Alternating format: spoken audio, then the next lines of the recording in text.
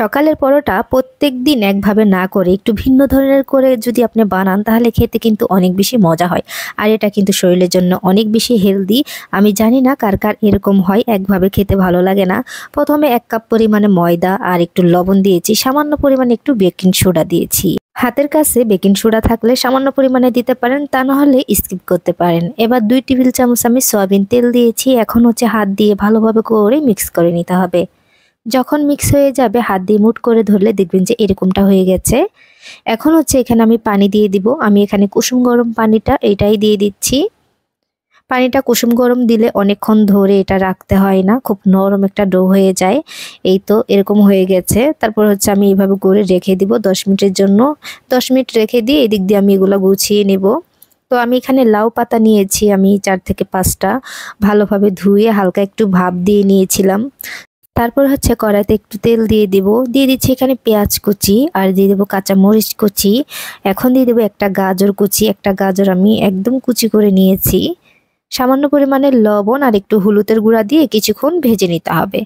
ভাজা হয়ে গেলে আমি সিদ্ধ করে রাখা লাউ পাতাগুলা দিয়ে দিব, ধনিয়া পাতা দিয়েছি, দিয়ে আরও কিছুক্ষণ ভেজে এবার এখানে একটা ডিম দিয়ে দিব। ডিমটা দিয়ে আমি ভালোভাবে করে একটু নেড়ে চেড়ে নিচ্ছি। সব কিছুর সাথে যেন ডিমটা মিক্স হয়ে যায়, সেজন্য এইভাবে করে ভেঙে নিতে হবে। তো আবারও আমি এটাকে 2 মিনিটের মতো ভেজে নেব। এগুলা কিন্তু ভাজি হতে খুব একটা সময় লাগে না, খুব অল্প সময়ের ভিতরে কিন্তু হয়ে যায়। এখন আমি নামিয়ে নিয়েছি। নামানো হয়ে গেলে আমরা যে ডোটা রেখেছিলাম এটা কিন্তু দেখেন কতটা নরম হয়ে গেছে। তো আমি 3টা ভাগে ভাগ করে নিয়েছি।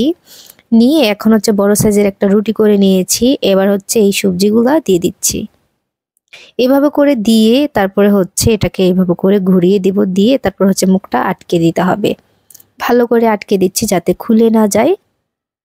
আবার শেষের টুকুও কিন্তু এইভাবে করে আটকে দিতে হবে। একটু হালকা চাইলে পানি লাগিয়ে আটকে নিতে পারেন।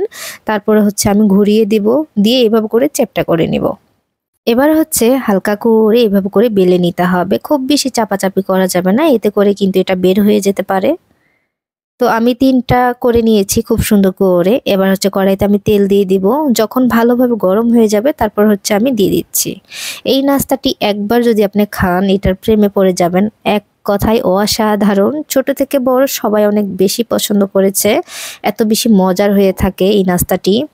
প্রত্যেকদিন রুটি পরোটা খেতে আমার আসলে ভালো লাগে না। মাঝে মাঝেই আমি এই ভিন্ন ধরনের নাস্তাগুলা বানাই। আমার খেতে অনেক বেশি ভালো লাগে আর বাসার সবাই অনেক বেশি পছন্দ করে আর আমার এত বেশি প্রশংসা করে। বিশেষ আর প্রশংসা করবেই না কেন, খেতে যে কি পরিমাণের মজার আপনারা যদি বাসায় ট্রাই করেন তাহলেই বুঝতে পারবেন। এটা খেতে আর অন্য কিছুই লাগে না, শুধু এভাবে করে ভাজলে কিন্তু আপনি খেতে পারবেন অনেক মজা করে। চাইলে কিন্তু বাইরের টিফিনও নিতে পারেন, বাচ্চাদের টিফিনও দিতে পারেন।